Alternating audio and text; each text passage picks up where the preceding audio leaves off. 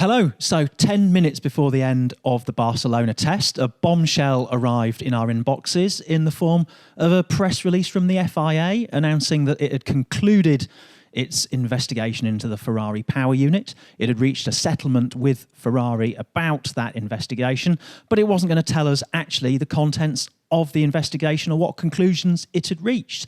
I'm Stuart Codling, and with me to discuss this peculiar bleak communication is Luke Smith and Jake Boxall-Legge. So I suppose we'd better rewind to a bit of background about this. Luke, what do we know about the allegations surrounding Ferrari over the past year or so? Well, as you say, it's been a long-running thing that Ferrari have been defending themselves about over the performance of its engine and its power unit all the way through the 2019 season.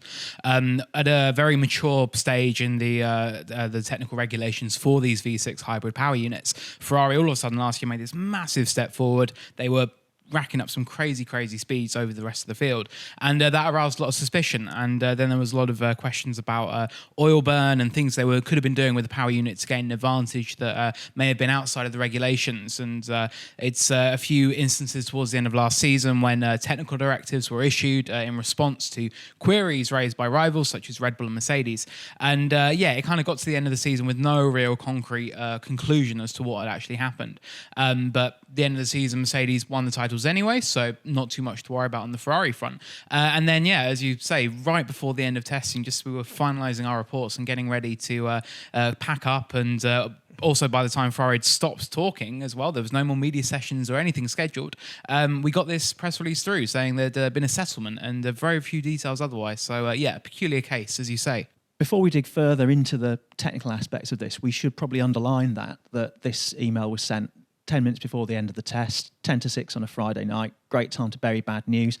No one from the FIA out and about to actually explain or even confront the many angry people wanting to know what was going on. And certainly this has gone down very badly on social media, hasn't it? It has, because ultimately fans want an answer, and we want an answer. That's our job. We want to get to know the truth about what's happened. But the fact that this release was sent out and saying, there'd be no more details, it's all kept confidential, and then you have no way to ask the people involved. Mattia Binotto, Ferrari's team principal, did a press session, I think about 2:00 today. So I think they would have known about this settlement and known what was coming well in advance. But to then leave it till basically Australia until we next get the chance to sit down with the people involved, and even Ferrari's rivals, Mercedes, Red Bull, they will want to say what they think about this, because I'm sure they're rather angry about it, but we've got no way of knowing. So interesting timing by the FIA, I must say. So Jake, what do we actually know about what people thought Ferrari were doing, and what were the FIA actually kind of looking at beyond? I think they fitted 2 fuel flow sensors, so they're obviously looking at that. There are also technical directives about oil burning and the intercooler as well, weren't they? So what do we think Ferrari were doing? Okay, so I think there's 2 general schools of thought on this, and Ferrari could have been doing both. So first of all, there is, as you say, oil burning. Now, this is something that teams had been using for the last few years with these V6 turbo hybrid power units, and simply by combusting the oil, by bringing it into the combustion chamber of the engine, they're able to just derive a little bit more power because they have more fuel in the cylinder, and therefore they're able to just use more energy and derive that from the petrol, stick it to the wheels, and you go faster, in simple terms. But the FIA made sure that you couldn't really do that, so Ferrari allegedly used some trickery to leak oil through the intercooler so that it would vaporize, and then it would be able to enter the combustion cylinder that way. And so the intercooler is the part of the car that cools the gas after it has been through the compressor, because it gets very, very hot when you compress a large volume of that. So it gets into the engine that way. But also there's suggestions that Ferrari used more fuel than it was allowed. And this kind of came to a head in Abu Dhabi last year. Charles Leclerc was caught with having more fuel on board his car with a significant amount compared to what was declared on the car. And there was a technical directive that was issued midway through last year, Technical Directive 1219, I believe it was called, which meant that you had to correctly declare how much fuel was on board your car within a certain parameter to stop you from circumventing fuel flow regulations. Now, teams can do that because in the previous set of regulations, there was only one fuel flow sensor. So if you could bypass that, you could get over the 110 kilograms per hour fuel flow that was mandated. So there's a lot of trickery here. So for 2020, there's another fuel flow sensor on top of the one that was already in the car that just makes sure that teams can't really bypass the system too much. It's being monitored a lot more closely. So what I think this news is as well is it's taking what was investigated at the end of last year with regards to Ferrari's engine. And the FIA said, look, what you're doing is illegal.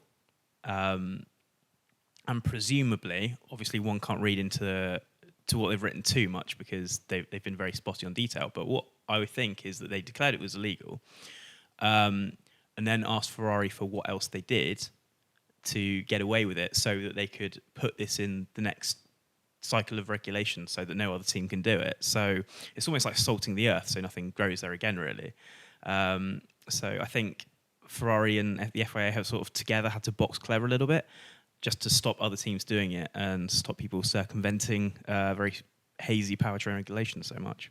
The fuel flow, or the business of measuring the fuel flow, has been a contentious issue ever since the first Grand Prix and the hybrid regulations, simply because it's not a very exact science, is it? It's what you're basically firing light, you're measuring light being refracted through the fuel as it's being pumped. So is it that adds that level of inexactness that teams are able to exploit? I think so. I think there's always going to be a little bit of a discrepancy between the measurements on board the car.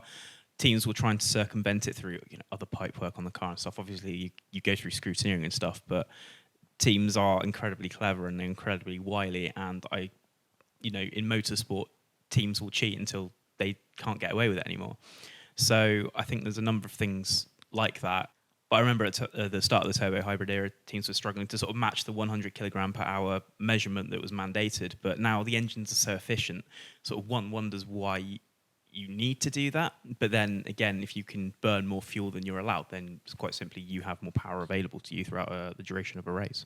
So, Luke, what can we actually read into the substance of the communication we received tonight? Is it kind of like the equivalent of a plea bargain you might enter into court to have a reduced sentence? Are they just trying to close the book, these two parties, on this?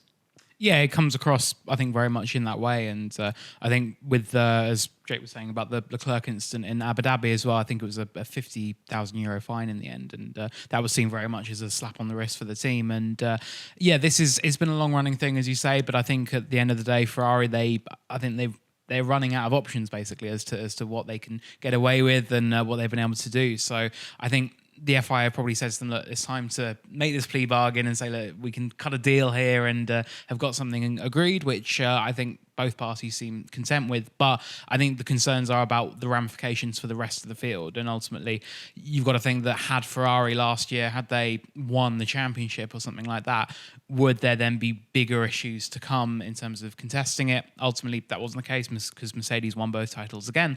But yeah, I think there is. It's just a concerning precedent, I think, for other teams. They may wonder what this could lead to in the future as well, whether there's a similar incident. I think it's fair to say that the FIA and Ferrari might think that they've killed this one, or nipped it in the bud. I think it's going to run and run. I think we've got 9 other teams out there who definitely won't let this go. And it means that ultimately we didn't get to talk to them tonight, but we've now got 2 weeks until Melbourne when, there's going to be a lot of chatter in that paddock. And it's interesting that at the start of a new season, a lot of excitement, but we've still now got this big elephant in the room from last year that will be really fascinating, I think, to figure out. And don't forget to let us know what you think. Nothing too abusive, please.